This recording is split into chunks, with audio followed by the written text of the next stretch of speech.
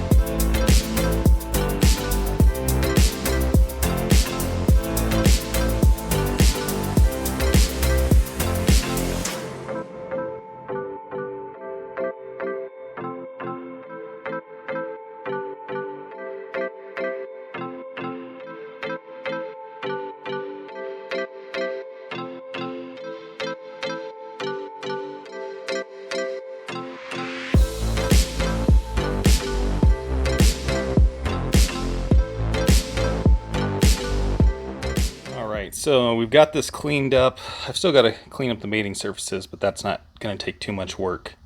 So there's that side. All my gear teeth look good. The wear pattern looks good. The bearing sounds like it's okay, so I don't have any issues there. So I'm just going to go ahead and get the gasket set up and get this ready to seal back up after I get it cleaned off.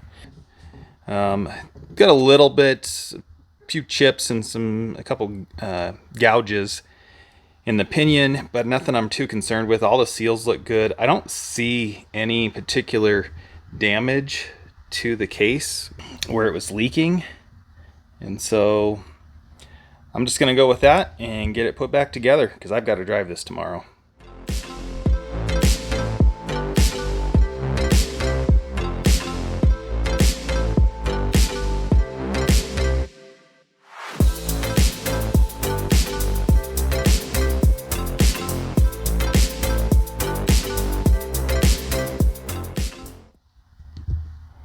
Well, I've got it buttoned up, back together. That's turning, so that's good.